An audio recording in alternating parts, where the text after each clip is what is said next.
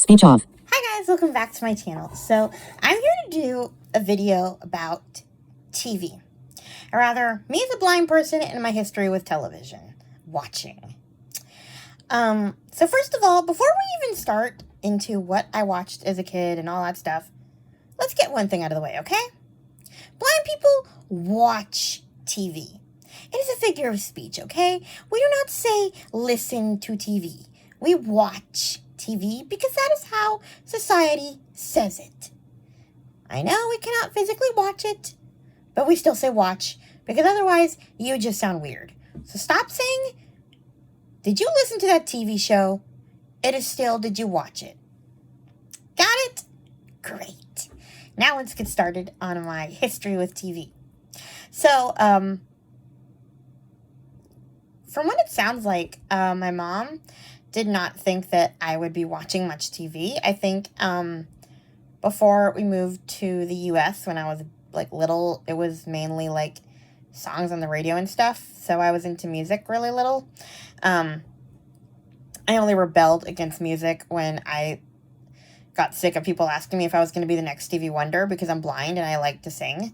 So I decided from then on that I would never play the piano or do anything musical again out of rebellion. But as a kid, I liked to sing and dance and yeah.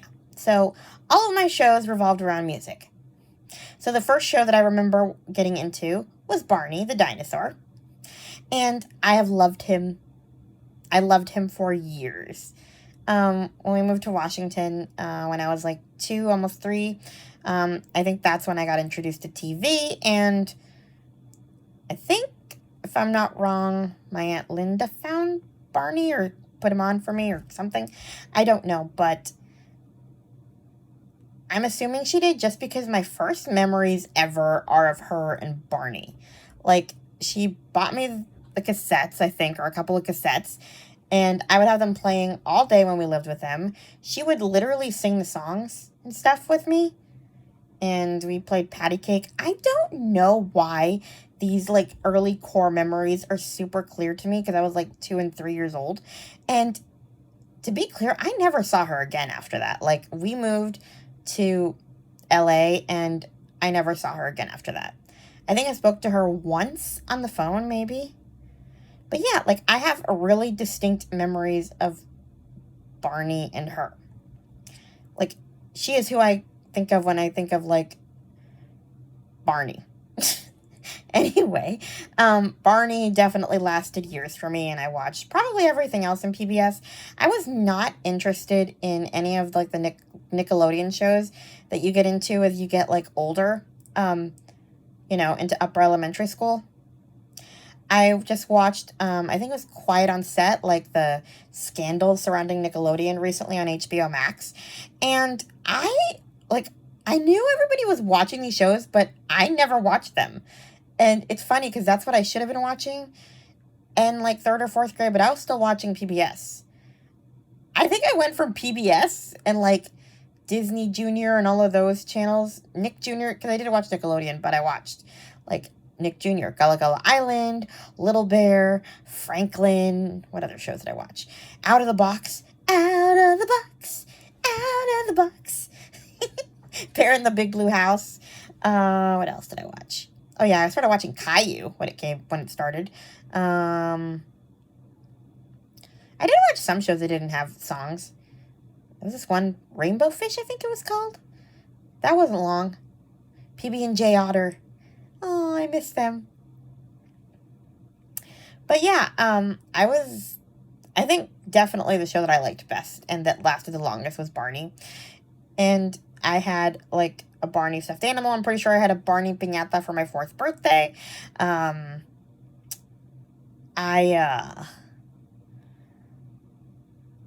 Barney was just my favorite show. And Aunt Linda apparently continued to encourage that little obsession of mine, because when my grandma went to visit them one year, she sent back like 3 Barney cassettes, much to my parents' horror. And I remember distinctly, that was back in the good old days when we didn't have streaming and multiple TVs and we had to watch shows when they came on the air. That makes me sound really ancient, but, that was the 90s, okay? My sister wanted to watch I Love Lucy, and it was time for Barney, so I got to watch Barney. So if anyone wants to blame anyone, you can blame my aunt for starting this Barney craze. Wow. I'm talking about her, and I haven't seen her in, 2 decades. That's a little weird, actually. What can I say? She's part of my history. Anyway, I also, liked watching shows with, my cousins and stuff. We watched, all the Disney movies and stuff. Although, I think I was, other than Barney, who's virtually happy all the time, I never got into, the fluffy, Disney movies as a kid. I think I was just born a cynic. And I do believe there must be some psychopaths in my family history. Because, I'm watching Cinderella, and at 5 or 6, I'm thinking, so she married this prince because his slipper fit? So basically, part 2 of Cinderella would be her getting killed in her sleep by Prince Charming. Because her only criteria for marriage was a slipper fitting. And she didn't know that he was actually a serial killer. Yes, okay, I was making that stuff up in my head at 6 years old. Judge me.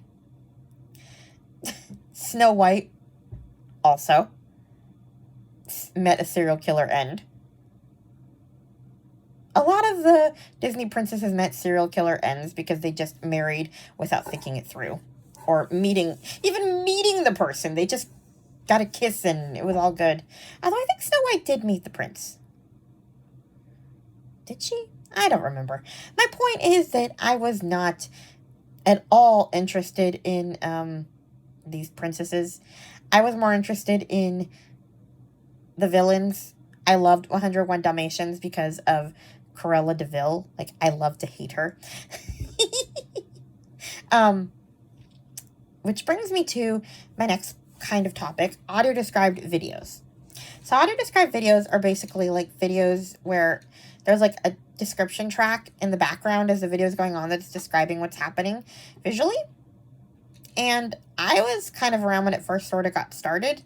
I actually did a little interview for this show called The Eyes of Christmas because I watched The Grinch audio-described on theaters, and that was I think one of the first movies audio-described in theaters. So I got to be on a TV show kind of interviewing me about that, although they were more interested in my blindness in general. I will upload the clip of my TV appearance just so... I'm horrified by it, by the way. Yikes. And I'm also still very upset because my well-meaning rant defending the Grinch for not wanting to celebrate Christmas was redacted. It was taken out. And I practiced in the mirror for that. Well, maybe not in the mirror, but I was really into that rant about the Grinch and his God-given right to not celebrate Christmas. Did I mention I'm a cynic? Yes, I did. Anyway, back to the whole Disney thing. So yeah, I was not charmed by Disney films. I did watch Charlie and the Chocolate Factory, and I loved him. Me and my cousin Liz watched that repeatedly. What else did we watch together? She tried to get me into Toy Story, but it didn't work out. There just wasn't enough music for my taste, and they just talked too fast. I don't know. I never got into Toy Story or Shrek or any of those. I liked Charlotte's Web. I liked Charlie and the Chocolate Factory. But I was not interested in any of those audio-described because they interrupted the music. You do not interrupt Grandpa Joe in his rendition of I've Got the Golden Ticket, and you do not interrupt the Oompa Loompas. And you do not interrupt Cruella de Vil when she is speaking her iconic lines in 101 Dalmatians. So I was not amused by any of the Disney films audio-described. at all. I appreciate audio description as an adult now, and I will watch. I mean, I still will watch things that are not audio described, and I can get through them, but, I'm not gonna watch, I was not interested in the Disney audio described films, especially when I was trying to sing a song. The last straw came with The Wizard of Oz. My favorite song of all time as a kid was Somewhere Over the Rainbow. I liked to sing it every time The Wizard of Oz came on, and my parents thought that I would love The Wizard of Oz audio described. I did not. I was outraged. I'm in the middle of my rendition of Somewhere Over the Rainbow when all of a sudden you hear a mechanical voice, well, maybe not mechanical, she was human, but a voice saying, "Dorothy looks up at the clouds," in the middle of "When troubles melt like lemon drops," okay? I was in my groove. I was singing. I was very happy, and then that voice interrupts me. There are just some things that don't need description, okay? Can we just enjoy the music? Anyway. But yeah, I was definitely a big TV watcher as a kid. And I liked watching movies when, people described them to me, too. But I think as I got older, now I don't understand why we watch TV as a social activity. Now that I don't need help watching it, I guess, I don't really want to watch it with people. So I don't really understand the whole concept of, bonding over a TV show, I guess. Now that I'm not, singing songs or anything, I don't really get the whole concept of it. Why would I want to sit with you in the same room, say absolutely nothing, and watch a TV show or a movie? I'm perfectly willing to discuss a TV show / movie with you afterwards. I love, debriefing about a show that we're, me and my friends are both watching. Me and Brittany talk about, reality shows that we watch. We'll watch them, and then we'll, talk on the phone and, criticize people and stuff on reality shows. And it's fun. But do I want to watch them with Brittany sitting in the same room? Not really. No offense. But I don't know. I need to concentrate on a show, and I don't want you talking to me. But I also don't want to, I don't consider that bonding, I guess, to sit with you in silence and watch a show. Can somebody really explain, once you're past age 10 and no longer interested in having dance parties, what's the point of watching TV together? Why is everyone so insulted when I don't want to watch TV? For me, TV is solitary. I want to watch TV alone. That's what I do when I want to relax. If I want to bond with you, I want to talk to you. I don't want to sit on a couch and watch TV. Also, what's so great about going to the movies for a date? Again, you're sitting in a dark room, you can't talk, you're watching TV, or you're watching a movie, and you're stepping on popcorn and sticky soda with your shoes.